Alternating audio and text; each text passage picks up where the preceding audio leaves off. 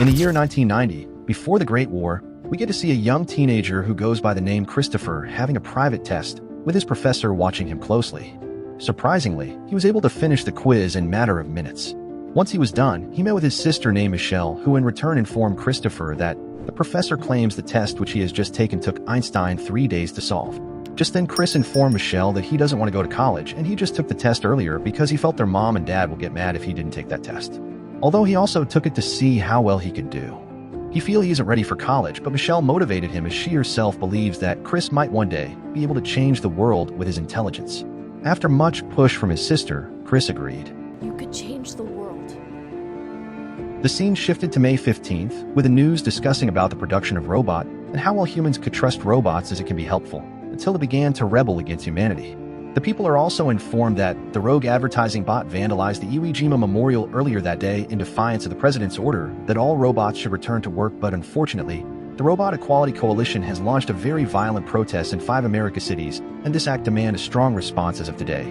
They are at war with the robot population, and any U.S. citizen harboring a robot will be met with charges of treason. We get to find out that for 2 years humanity have been fighting this war, and sadly they kept failing until a man known as Ethan Skate stepped in. He believes that mankind needed a leap forward, and he just showed it where to jump through his scientific breakthrough known as the Neurocaster, which is simply a device that linked the humankind to a mechanized drone bodies.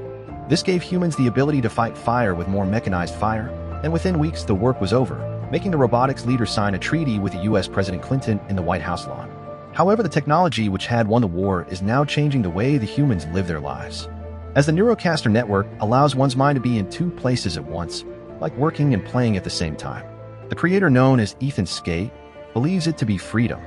The scene shifted to Michelle preparing herself to head out while her robot called Ted doesn't want her to leave, giving the fact it might not be safe. Michelle finally gets to her school for lectures, and surprisingly everyone seems to have Neurocasters on except Michelle, so when she was told to put one on, Michelle refuses. Due to this, she was sent to the principal office, who informed her that the Neurocasters in grade 9 and above is mandatory. Just as they discuss, you get to discover that her both parents are now dead, although not from the robot war, but from an accident. After which, Michelle head back home, and once she got back, she sneaked into her room for a sleep. Unfortunately, while she was at it, she had a flashback recalling what had happened to her both parents as one fateful day. They were all traveling, and sadly for them, their vehicle ran over a deer, which led to a fatal accident which took the lives of her both parents. At that moment, Michelle immediately wakes up after hearing a loud noise, so quickly, she goes on to check it out. Just then, she found a weird-looking creature which made her ran back into her house to inform Ted. She tried unplugging him off the Neurocasters, but it was too late as a robot walked into their home. Michelle goes into hiding while the bot searched for her, but unfortunately for Michelle, the bot found her. She instructed the bot to stay back, but it seems this particular bot is more friendly than the rest. The bot proceeded to show Michelle inside its head in order for her to help fix him, so it could be able to communicate with her. Michelle eventually did so, and the bot was finally able to communicate with her. It shows Michelle a picture of her little brother and tells her that they could team up to defeat the rock monster. However, during the struggle for Christopher picture, Michelle accidentally pushed the bot, making Ted arrive to find it. Ted became very furious by this as he knows that if any of the higher authorities find it in their home, they will be arrested for treason since it is the new law of the state. During this, he aggressively pushes Michelle, which made the bot so furious that it retaliated back. So Ted in return goes to pick a weapon to fight back, and this was a very bad idea as he injured himself. Ted quickly called the cop, trying to inform them of the situation, but Michelle quickly teased him. Immediately, she and the bot run to escape, but before they drive, she asked the bot to remove her tracker. Ted Robot quickly began to chase after them. They eventually escaped. Once the two got to a safe place, Michelle questioned the bot on how it is here, as her dead brother Christopher, who died from the car accident. The bot explained to her that he isn't a robot and he is still alive in the real world, but sadly he is not okay. Michelle asked how she could find him, and just then the bot goes to show her a location, while also insisting that they hurry as there is trouble on the moon. They want him to team up to defeat the Rock Master. It revealed to Michelle that the doctor who had administered care to her during the accident know where he is. Just then, Michelle had a flashback of the doctor informing her that her brother Christopher was dead. Your brother Christopher, he passed this morning. Immediately, the two began to devise a plan to sneak into the facility in which Christopher is held captive. Afterwards, the two travel on a train, even passing through the woods. We get to discover that the humans is now deeply attached to this Neurocasters device, while they leave like rats. The robot Chris, which is the name we will be calling it, goes to check if the human is still alive. Chris explained to Michelle that the world is in danger, as there is only one chain and they have to combine their Cosmo modules. Michelle believes they don't have the facility to help. The two immediately went into hiding when they saw a truck approaching them. From afar, they both witnessed a man unlocking a safe to take out some money. Another man arrived with his bot representing him for the pickup. Once the package was opened, we discovered it was a gun inside. During the discussion on the payment plan, the bot swiftly betrayed the seller by pointing the gun towards him, while also threatening the seller. Unfortunately for the buyer, he was electrocuted by the seller, making the bot deactivate itself. In a plot twist, it happens that the seller also has his own robot. The two immediately carry the bot into their van. On the other hand, a bot which is controlled by a man named Marshall is in search of Michelle and her robot, and he found some key information about where they are headed to. Meanwhile, Michelle and her robot sneaked into the seller van without him even realizing. They eventually got to a stop where the seller went into his basement, unbeknownst to them that Michelle is also in the basement. After a short while, they noticed someone was in the basement with them, and quickly, they go to find who.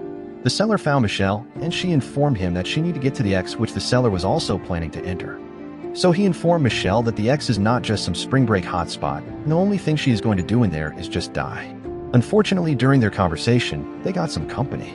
They all began to prepare for battle. Unfortunately, it was Marshall who informed them that the facility is now under the jurisdiction of the Robot Deactivation Task Force. Just then, the two surrendered themselves. However, Marshall ordered Michelle to tell him where her bot was, and just then, the seller ordered his bot to electrocute Marshall's robot, just like earlier. But this in return goes bad as Marshall uses him to absorb all the power, giving Michelle and her bot an opportunity to fight back. Unfortunately, the robot was too strong for them to overpower alone, and Michelle surrendered.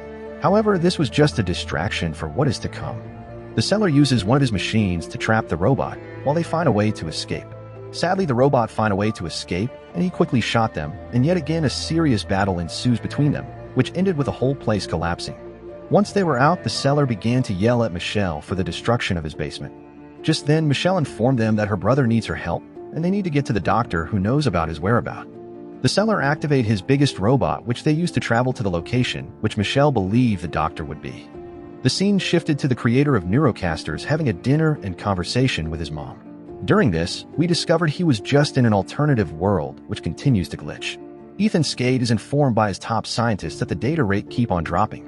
This really made Ethan very furious, as the service which they provide to the world is going from being utterly flawless to a complete mess. They informed him that Christopher is gone, although it seems impossible according to Ethan Skate, but the scientist tells him that, cerebrally, it is very possible, and he is neurologically not with them. This is really bad news for Ethan Skate, as his company will completely shut down soon. Immediately, Ethan goes to meet with Marshall in the digital world. Regarding Michelle and her bot, Ethan Skate ordered Marshall to get them for him alive. In return, he will help Marshall get his bot back. The two came to an agreement, and their plan was now in motion. Meanwhile, Michelle and her crew got to a location where they all got attacked by some robot. After their defeat, they are all taken to meet their leader known as Mr. Peanut. Mr. Peanut apologized to them and explained that his boys attacked them because they thought they were scavengers, as over the years they have been attacked. Michelle informed Mr. Peanut that they are simply looking for a doctor, and Mr. Peanut is shocked as to why Ethan Skate organization will kidnap a little boy. He informed Michelle that there isn't any doctor here. However, there was once a doctor who goes by the name Clark Amherst, a PhD in human-machine interaction. Mr. Peanut informed them that he sent him on an errand, and he won't be revealing where. This made Michelle angry, and she stormed off. At night, Michelle continued to recall different memories of her little brother. Just then Chris played a video, which every bot in the vicinity came to watch. Once they were asleep, a little robot approached Michelle, informing her that she herself is looking for Christopher Green. She told them that she got a mail for them. She also further revealed that just as Mr. Peanut sent the doctor away, Dr. Amherst gave her a letter to deliver it to Christopher if he ever showed up. In it was an address, but the robot informed them that she can't help them anymore in finding that location as she is now in trouble. Just then, Mr. Peanut arrived at the scene, and he agreed to help them escape. The next day, the guys continue their journey. Unbeknownst to them, Marshall already found them. They all drive to the location the doctor had given them, and once they arrived, Mr. Peanut feels something is wrong. A moment later, a serious robot chase began, and everyone began to run for their life. Fortunately for them, an unknown individual came to their rescue, and we get to find out it was the doctor. Michelle furiously confronted him, seeking to know where her brother was. He revealed to them that Christopher is in Center's Island campus, and that the reason Christopher was taken was simply because people were dying due to humans losing the war. But after the accident which led them to finding Christopher by using a center imaging machine, which helped them realize how special Christopher was, he explained further how Christopher was simply a gift from God. Michelle is still furious by all this. So the doctor ordered his robot to show them all that happened. According to Dr. Amherst, Christopher Mind was the breakthrough in which Ethan Skate needed to link the Neurocasters and the drones, and if they didn't do all that, Christopher would have been dead a long time. Dr. Amherst also stated that something really shocking happened 13 months later. Christopher gained consciousness and immediately, he told Ethan Skate that they need to disconnect Christopher from the Neurocasters, but sadly, Skate threatened him.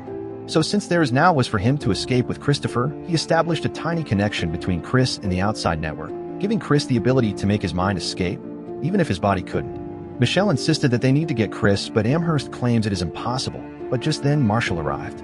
Once he was in, he found Dr. Amherst's identity card. A serious battle erupts between Mr. Peanut and him. Meanwhile, the rest of the crew escape, but unfortunately for them, more of Skate men arrived, making everyone fight for their lives to escape. Back to Mr. Peanut and Marshall. Unluckily for Mr. Peanut, Marshall eliminated him. Afterwards, Amherst and Marshall face off on a 1v1, but Skate arrived to eliminate him. On the other hand, Christopher is taken away from Michelle, while Marshall ordered her to go back home. In a plot twist, Mr. Peanut is still alive, but their home is completely destroyed, while Chris is brought back to the lab where his human body is kept. Marshall is also shocked by this. Skate arrived to reveal to Chris that he is not mad about all he just did. However, just as they proceeded to tie him down, Marshall informs Skate that he is a murderer and liar because he lied to him about the part that Christopher was just a boy.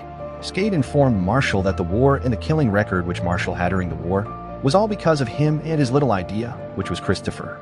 After a long extended discussion, the scene cut to Michelle and her partner talking about the whole situation. The two plan to go save Christopher, but before they do so, Dr. Amherst's robot informed Michelle that Center will collapse due to the fact its network runs through Christopher's brain, and without it none of the drone would work, which will cause a complete system shutdown. So since they all have a plan to follow, they all drive to Skate Enterprise. The next day, they begin to create a distraction, which gives Michelle an opportunity to break into the facility, while all the robot drone by Skate chase after them, making a very serious chaos to ensues, as many more robot from Mr. Peanut arrived at the scene to take down all Skate drones. Meanwhile, Michelle arrived at the lab with our robot to chase away the scientists. Nearby, Ethan Skate unleashed his gigantic robotech to fight against Mr. Peanut and his bots. Immediately, Skate began to eliminate all that crosses its path. On the other hand, Marshall refuses to fight no more for Skate. Back to Marshall, she somehow gets to the digital world to meet with her brother Christopher, who in turn believe he is to be blamed for all this destruction happening around the world. In an emotional way, he tells his sister that he thinks he want to die, in order to stop all that is happening. Christopher begged his sister to unplug him. Meanwhile, Skate continued to fight, but just then, Mr. Peanut arrived to meet him.